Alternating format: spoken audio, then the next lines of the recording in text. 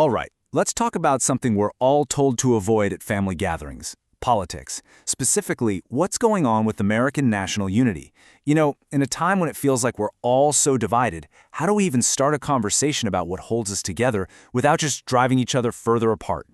The source material we're looking at today really doesn't pull any punches. It kicks off with this idea that the things that used to bind Americans together have kind of frayed, and in their place, well, we're left with suspicion, resentment, and a whole lot of silence. So today, we're going to break that silence and really dig into one argument for how we might have gotten here. And our guide for this whole discussion is an essay by Norbert Gostische. We're going to follow his train of thought to unpack a really compelling argument he makes about American unity, how fragile it is, and what it might actually take to start rebuilding it. So, where does he even begin? Well, he starts with a premise that's actually pretty simple, but also really profound. Gostische argues that yes, America is a nation of immigrants, of course, but it's also a nation of laws. And here's the kicker. He says these two things aren't supposed to be in conflict. They're actually two sides of the very same coin. The way he sees it, legal immigration is kind of like a handshake. It's this mutual agreement. There's a shared understanding. You agree to go through a legal process, you agree to respect the rules that are already here, and you agree to work toward becoming a part of the whole. And for him, that shared understanding is the absolute bedrock of a cohesive country. And that brings us right to the heart of his entire argument, this idea of a social contract. Now, that might sound like some stuffy academic term, but it's actually something we all get on an intuitive level. It's just the unwritten rules of the road that let us all live together in one society. Which leads him to pose this really challenging central question. He's asking, can a country stay united if more and more people are coming in without that handshake, without that shared agreement? Now, he argues this isn't an anti-immigrant question. He says it's a pro-country question that gets right to the core of what it even means to be a nation. So what happens when this social contract, these shared rules and expectations, gets broken, or even if people just feel like it's being broken? Well, according to Gostische, the answer is pretty simple and pretty powerful. Trust starts to erode. The bonds that hold us all together start to come apart. Okay, so from here, the argument takes a really interesting turn. Gostische says the whole debate over immigration isn't just about policies and borders. It's about a really deep human feeling, the need for fairness. He makes this critical distinction between why people call for enforcement and what the results of inaction are. Now, what I find fascinating here is how he tries to reframe the entire debate. He argues that while the conversation gets bogged down in these really heavy accusations of racism or xenophobia, for a lot of people the issue is actually about fairness. Fairness for the legal immigrants who waited in line, fairness for citizens, and fairness for the communities that have to adapt. And this quote right here, this really gets to the emotional core of his argument.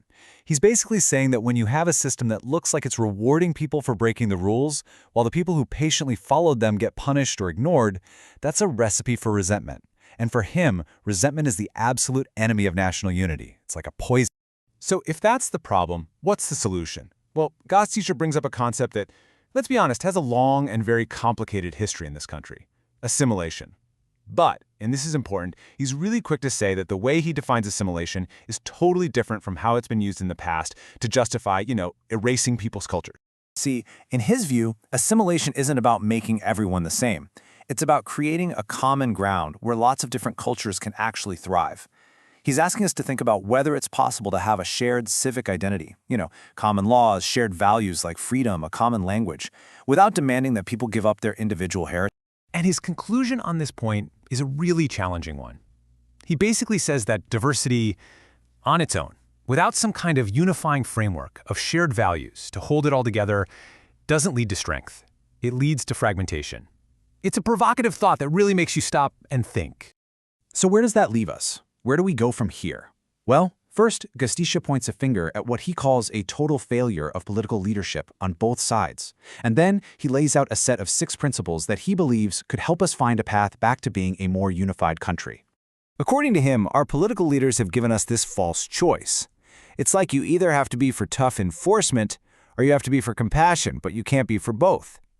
He criticizes both sides for basically failing to find a way to balance these two things, leaving the rest of us just stuck in the middle.